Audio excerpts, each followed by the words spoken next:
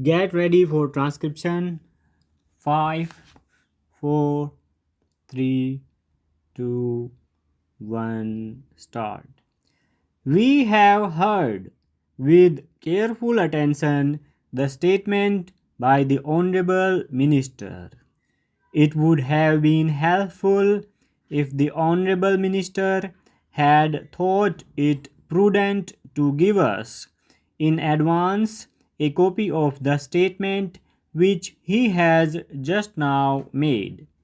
It would have helped us in formulating our own thinking for a discussion of this subject here today, but probably because it was the first time that he was making a statement on foreign policy, he did not consider it necessary to let us have an advance copy.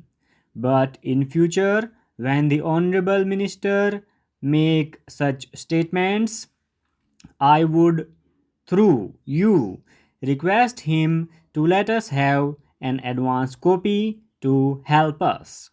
The statement made by the Honorable Minister does give a fairly clear idea of how he proposes to handle the various matters that concern his charge. I must commend the transition of a leader of the opposition who used to be fairly critical of the policies followed by the Ministry of External Affairs to the position of being in charge of this ministry, handling the foreign relations of the country. I sometimes feel a little jealous of the Honorable Minister because though he may be facing complex and delicate problems in handling our relations with foreign countries, as far as this house is concerned, he would normally get our generous cooperation and support. This has been a historical fact that over the last 50 years, generally, this Honorable House has extended its fullest support and cooperation to the government in its functioning and handling of the relations of this ministry. I consider this to be natural because foreign relations are, in a sense, projection of the self interest of the country. Surely, by a change of government, the interests of the country do not change. And so, we are happy that the new government has given this House and the country an assurance that they will pursue the policies that have been the bedrock of the foreign relations of country. There are certain basic fundamental principles which have gone into the formulation of our foreign policy. It is, in a sense, a development of the national movement of the country, of the struggle for freedom. I may point out that it has been this country's endeavor all along to support the freedom movement of various countries in the world of people from colonial rule. Sir, it has been the practice that we have always thrown our weight against discrimination on the basis either of color or religion anywhere in the world. We have also emphasized very often that we cannot be silent spectators when majority communities in the countries are oppressed and ruled by racial minorities. Southern Africa is an area which continues to draw our attention and concern. In Southern Africa, whether it is Rhodesia or South Africa or Southwest Africa, we find that the majority of the people of the countries are ruled by a small minority in the interests of the minority and not in the interests of the majority of the people.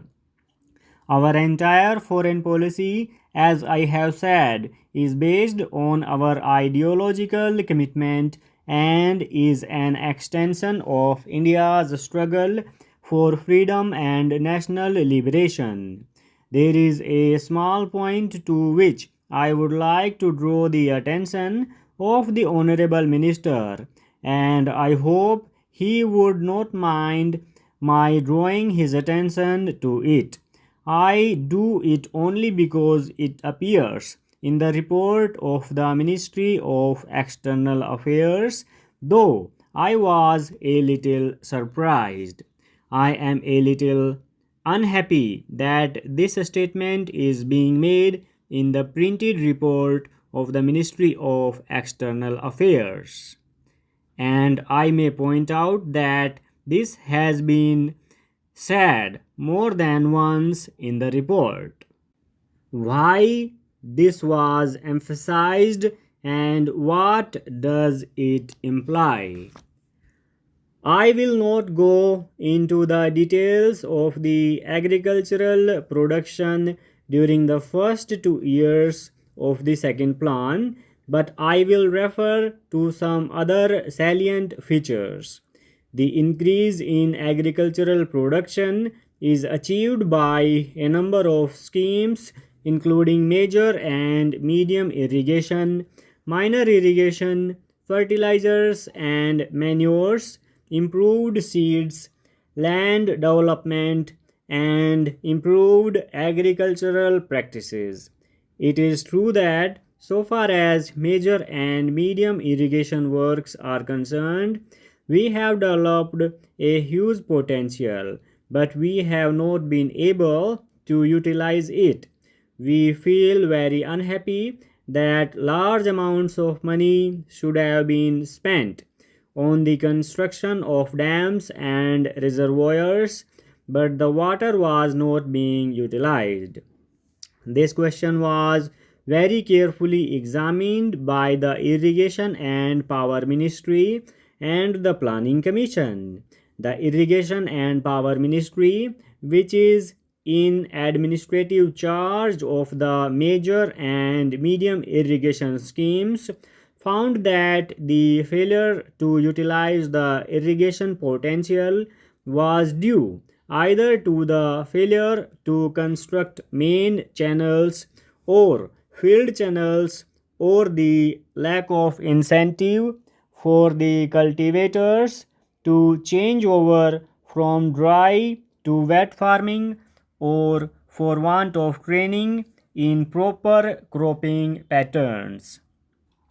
Action has been taken to provide conditions for the utilization of this potential, and the Planning Commission has agreed to divert some 30 or so crores of rupees during the rest of the plan period for the fuller utilization of the irrigation potential.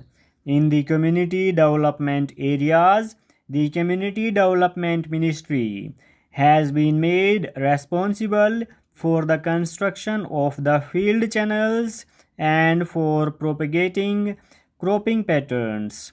In the non-community development areas, the state governments have been charged with the responsibility for utilizing this potential.